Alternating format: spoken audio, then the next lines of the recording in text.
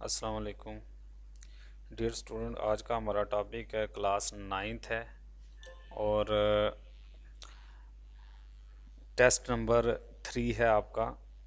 उसमें कुछ बाइनरी के कंसेप्ट हैं, वो आज हम डिस्कस करेंगे कि वो किस तरीके से आप लोगों ने हल करने हैं और किस तरीके से उनको हम देख सकते हैं कि वो कौन कौन से कंसेप्ट हैं जिनकी मदद से हम कोई भी काम कर सकते हैं। उनमें सबसे पहले आता है जी प्रेपोजिशन।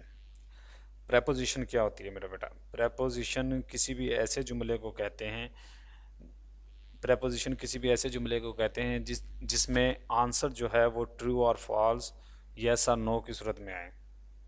यानी कि कोई ऐसी स्टेटमेंट जिसका आंसर गलत या सही की सूरत में हो या ट्रू और फॉल्स की सूरत में हो, उसको हम प्रेपोजिशन बोलते हैं। अब प्रेपोजिशन जो है वो बेसिकली जो जुमले होते हैं उनमें किस किस्म के जुमले होंगे उसकी कुछ एग्जांपल्स हैं। जैसे लाहौर दारुल खिलाफा है पाकिस्तान का, ये गलत है, ठीक है ना जी। लाहौर दारुल खिलाफा पाकिस्तान का नहीं है बल्कि किसका है जी? पंजाब का। इसी तरीके से इस्लामाबाद दारुल हुकूमत है पाकिस्तान का, ये दुरुस्त है, ठीक है जी। इस किस्म की एग्जांपल जिनका आंसर यस और नो में हो वो प्रेपोजिशन कहलाता है, ठीक है ना जी। इसके अलावा डिफरेंस है एंड ऑपरेटर और ऑपरेटर में। ये सामने मैंने आपके स्क्रीन के ऊपर नज़र आ रहा होगा, एक ट्रूथ टेबल बनाया है एंड ऑपरेशन के लिए और ऑपरेशन के लिए। अब एंड ऑपरेशन बेसिकली क्या होता है? एंड ऑपरेशन में हम दो वेरिएबल्स को मल्टीप्लाई करते हैं, यानी कि जो डॉट का सिंबल है ये एंड ऑपरेटर के लिए इस्तेमाल किया जाता है। देखें, एक हमने ट्रूथ टेबल बनाया एक्स और वाई का।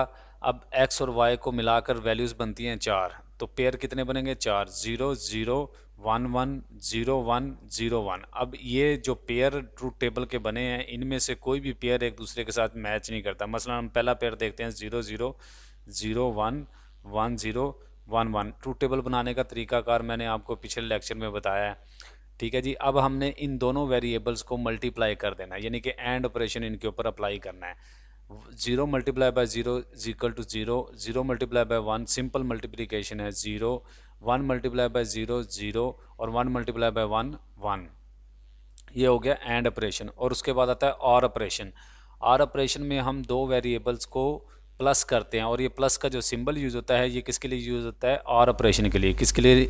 और ऑपरेशन के लिए सिंबल यूज़ होता है प्लस का।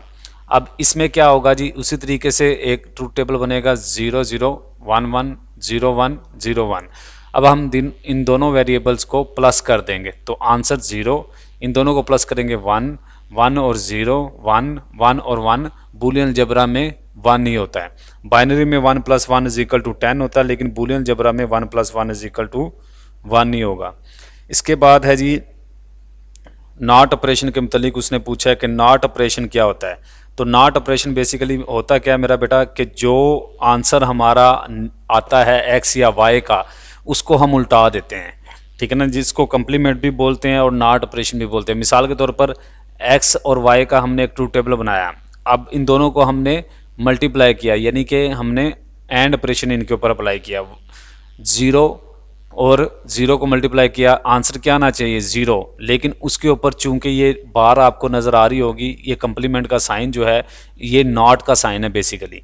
तो 0 को 0 से मल्टीप्लाई किया, आंसर 0 आना चाहिए, लेकिन हमने 1 लिखा क्योंकि ये हम इसका कम्प्लीमेंट मालूम कर रहे हैं। इसी तरीके से 1 को 0 से मल्टीप्लाई किया तो आंसर 0 आना चाहिए, फिर भी हमने इसका आंसर 1 लिखा। अब 1 को 0 से मल्टीप्लाई किया, फिर भी आंसर 0 आना चाहिए, हमने इसका आंसर 1 लिखा। और 1 को 1 से मल्टीप्लाई करें तो आंसर 1 आना चाहिए, लेकिन हमने इसका आंसर 0 लिखा क्योंकि हमने उल्टा के लिखना है, ठीक है ना। 0 को 1 में, 1 को 0 में चेंज कर देना है। अब ये देखें ना, ये सिंपल है, ये ऊपर वाला एंड ऑपरेशन जो है। अब एंड ऑपरेशन अगर सिंपल अप्लाई होगा तो आंसर आएगा 0 0 1 1 और सॉरी 0 0 1। और जिस वक्त हम इसी का कम्प्लीमेंट ले लेंगे, इसी का हम क्या ले लेंगे? कम्प्लीमेंट ले लेंगे, तो आंसर हमारे पास आएगा 1 1 0 0। क्या आंसर आएगा जी? 1 1 0 0। ये देखें 1 1 0।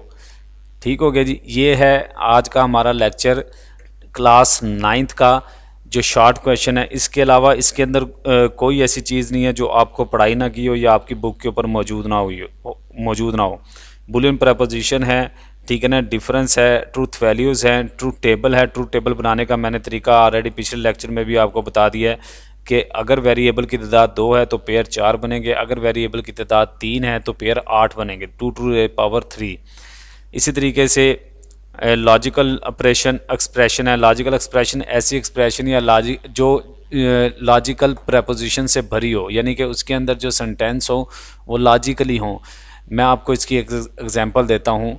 हम लॉजिकल प्रपोजिशन की जिस वक्त हम बात करते हैं, मैंने पहले भी बताया कि एक ऐसा जुमला होता है जिसका आंसर हाँ या ना की सूरत में, ज़ीरो या वन की फॉर्म में, वन या ज़ीरो की फॉर्म में। डिजिटल कंप्यूटर जो है वो दो ही चीज़ों को समझता है, सिग्नल है या नहीं है। आपने अक्सर डिजिटल मशीन्स के ऊपर एक साइन बना देखा होगा ऑन ऑफ वाला, उसके ऊपर भी बेसिकली देखें गौर से, उसको ज़रा 1 और 0 लिखा होता है।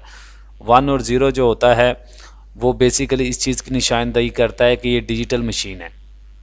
इसी तरीके से आगे लॉन्ग क्वेश्चन शुरू होते हैं, उसका भी मैं आपको लेक्चर इसके बाद रिकॉर्ड करवा देता हूँ। ये बेसिकली शॉर्ट क्वेश्चन के लिए था, तो ये शॉर्ट क्वेश्चन आपने टेस्ट नंबर 3 के लिए रिकॉर्ड करने हैं और बुक के ऊपर इनके आंसर ऑलरेडी मौजूद हैं, ठीक है ना जी। आपने बुक पढ़ी हुई है, आपके पास बुक मौजूद है, वहाँ से आसानी से आपके बल्कि निशान भी लगे हुए, वहाँ से आप देख सकते हैं इजीली।